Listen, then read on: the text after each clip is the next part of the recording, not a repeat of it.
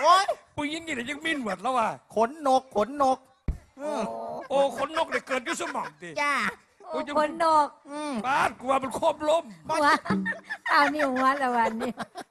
บ่ได้เมที่แรกคอยซื้อยาคุมว่าสิมากินให้น้อมตุ่มมันผับตุ่มมันไปปงตะขนเจ้าก็เป็นจังไดอีหามึงเอ้ยมันคือกูแท้กูกินยาบำรุงนมกูจังไดไงออกกันนี่ไหมก็แม่แล้วเนาะมันซับกันวันทอซับกันอันมักคักมักไม่กินนกเนี่ยมากหลายอันห้องเพ่งเนี่ยวะว้ายกะล่าเพ่งไม่เยนกไปจับหางหูดก็งูดอกเสียกนี่ให้มันได้จังสี่ใส่พวกข่อยตีก๊อปปี้ฮะนี่นี่ตีแล้วมาใส่สุดแหล่คือไก่ย่วงแต่มื้อนี่โอ้อีปอบมึงเอ้ยมึงหลับว่าไม่สารพระพุ่มเคลื่อนที่ยังไปท่วงเหมือนเฉยอยู่แล้วว่าเบิ่งเจ้าของแห่งไหนย่ำลูกน้องเบิกเงินสิบ่ห้องกลุกไก่ย่วงโอ้ยแม่ข่อยมากเจ้าหลายข่อยดีใจได้ขึ้นห้านน้ำเจ้าไปนั่งเบิ่งสู่งานกาชาติกาฬสินธุ์กับไปเบิ่งเห็นอยู่ไปเบิ่งโป่งล่างว่าอีนี่คือคุณนะเดี๋ยวเบ้ากันแบบนี้อาชีพบริยูน้ำกันโป่งล่างมันบ่ได้อยู่ไกลกันเนาะมันอยู่หน้าห้านเสียงอีสานไปทำเบิ่งคือจังผู้งามอยู่บัดขึ้นมาเบิ่งใกล้ๆเสียนวาสนาเจ้ากับซ้ำมาหลายเถอะรัดบอมเมนธรรมดามีหอดยุ่งอนต่อขวดเอาเบิ่งไปเบิ่งมาอีนี่บ่แม่นล่างซ่องบ่อีฝ่ายหลานกูเนี่ยมันมีดีกี่ประกวดสาวงามงานลิงกุมภาวะกระไดที่หนึ่งงานสร้างสุรินทร์กระไดที่หนึ่งล่าสุดนี่มาประกวดอยู่สกลนครงานหมาสกลตกรอบ2 คนสุดท้ายเพราะว่ามันคือหมาฝรั่งบ่คือหมาไทยเขาเลยบ่ให้คะแนนบ่ให้เลยโอ้สามารถสิเฮ็ดได้หยังแน่ก่อนสิร้องเพลงเจ้าตะเนาะบ่อันสิห้องเพลงหยังก็ล่ะก็ร้องได้เบิดล่ะค่ะข่อยบ่แม่นข่อยก๊อปปี้บ่แม่นบามากเด้นี่สั่งเด้นี่ว้ายเอาสั่งมี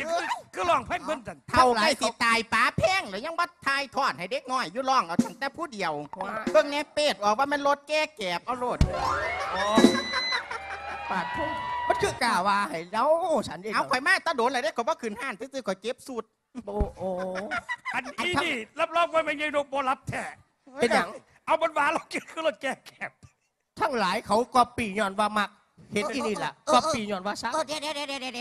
ยวมาหันถ่ายรูปไหมก็ปีคืออีลิตอนถ่ายรูปถามกูนี่นะอยู่มาน้ำโดนนั่นตอนถ่ายรูปตอนเขาพอถ่ายแล้วก็ธรรมดาอยู่ได้ไม่ยีนกกันตอนพอถ่ายรูป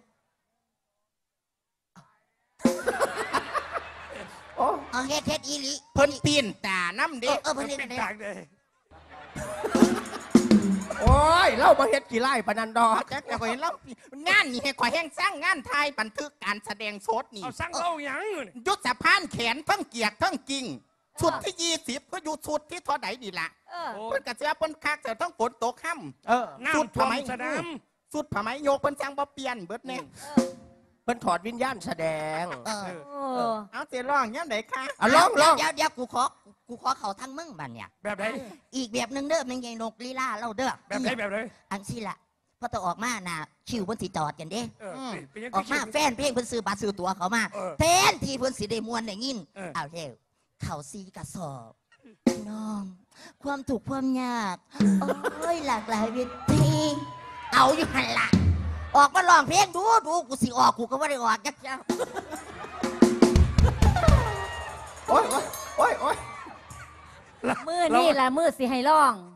จ้าเอาร้องบอกว่าเขาหูแล้วบานนี้โอ้ยแล้วแต่แล้วว่าได้ว่าสิมาอยู่น้ำจักเทียวายอยู่หน้าแต่ศิลป์กาฬสินธุ์เนี่ยค่ะสิร้องเพลงยังก็สิร้องอยู่นี่ล่ะค่ะเอาร้องมึงร้องบังดูลูกสวัสดีค่ะพี่น้องแฟนเพลงแฟนบอลลัมของทีมงานเสียงอีสานมาโดยความกระหอดกระเถิงค่ะมาโดยแห่งศรัทธาของพี่ของน้องไปขันโมเมนต์นกนั่นไปนางพุ่นนกหน่อยซึ่งมอบต่อทีมงานเสียงอีสานโดยตลอดเราทราบซึ้งพระคุณของท่านเพราะคุณคือบุคคลสำคัญสำหรับเราค่ะ1 ผลงานเพลง1 ชุดเปิดการแสดงช่วงนี้ฝากพี่ฝากน้องไปสิร้องเพลงอย่างวะเนี่ยไรมั่งงามไปสิร้องเพลงอย่างวะสุสานนกน้อยค่ะสุสานนกสุสานนก เสื้อผ้าอาภรณ์อลังการงานสร้างดังไฟเผารางทุกคนบนนี้ว่าเสียงท้องออก นี่คือสุสานแห่งเสียงดนตรี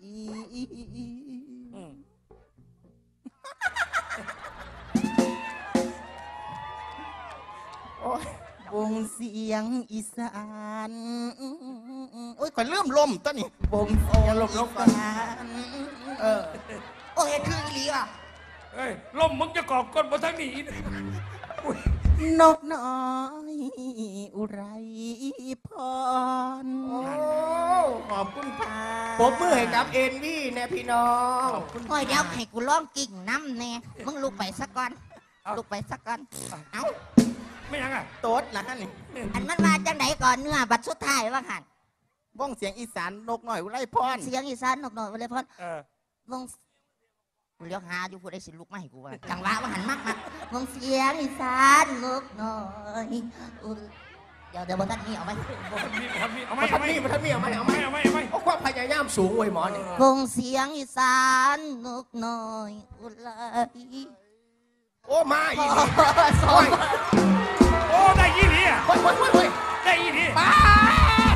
จับมือดูป้าโชว์ป้าโชว์เฮ้ยพ่ออย่าซาลี่เจ้าบ่อยากได้บ่โอ้ยข่อยกะกิ้งบ่ได้ ไปยัง น้ำมันไขคอเบิดพลังพาถีบ3 ล้อเมืองอุดรเนี่ย วะ